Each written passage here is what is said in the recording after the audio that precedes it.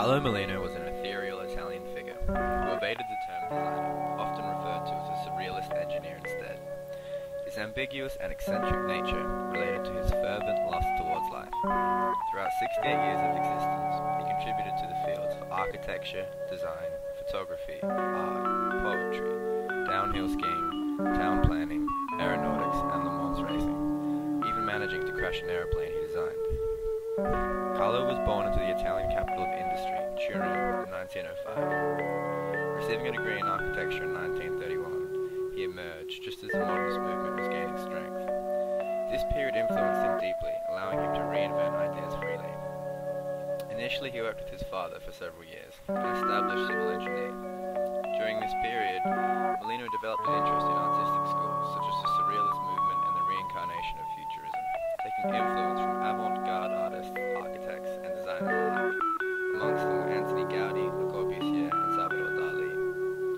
Gaining prominence in the 1930s, Mollino's early architectural works included the headquarters of the Confederazione degli Agricoltori in 1934 and the headquarters of Società Ipica Torrense in 1939. Carlo completed his personal photography studio in 1938, referred to as Casa Miller, a place that was generously used during his lifetime throughout his erotic photographic exploits. In true form, Mollino did not undertake conventional methodologies when designing. He adopted an aggressive drawing style in which he used both hands simultaneously to sketch subjects. When designing furniture, he often took inspiration from the sensual nature of the female body, as well as forms of organic vertebrate structures.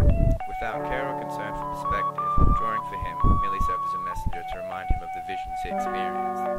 Through each sketch, his ideas evolved into tidier, more coherent forms, until he drafted the desired number of orthographic control drawings. Due to the fact that his clientele consisted mainly of friends, most of his pieces were never intended for serial multiplication, and instead were commissioned one-off pieces. To realize these pieces of furniture, he preferred to work with Turinese craftspeople, often born into carpentry. During the 40s and the 50s, Mollino worked extensively in the Apelli and Maurizio Joiner's workshop, a place responsible for his most highly acclaimed furniture pieces. Amongst them was a 1949 Gaudi-inspired chair, a low-quantity manufactured 1950 coffee table designed for Joseph Singer in New York, a 1949 trestle table which sold for over $3.8 million in 2005, and his masterpiece, a 1951 whale vertebrae table. The table consists of a single piece of layered maple plywood, tempered glass, and cast copper fittings from Viarengo. The plywood was made in the workshop from maple peeler blocks, immersed in hot water before being shaved into veneers. To get the desired strength and flexibility, the inner layered veneers were all perforated. And to form the ply, animal glue was applied to each piece of veneer, alternating the grain by 90 degrees as it was laid into the press. The glass sheet was formed, reheated, and allowed to cool. And on account of Mollino's secretive style, he never disclosed any of his design techniques, as a result of which his creations, this table in particular, still remain without our complete understanding. To create the extreme curvature, the wood was heated with irons and soaked with boiling hot water.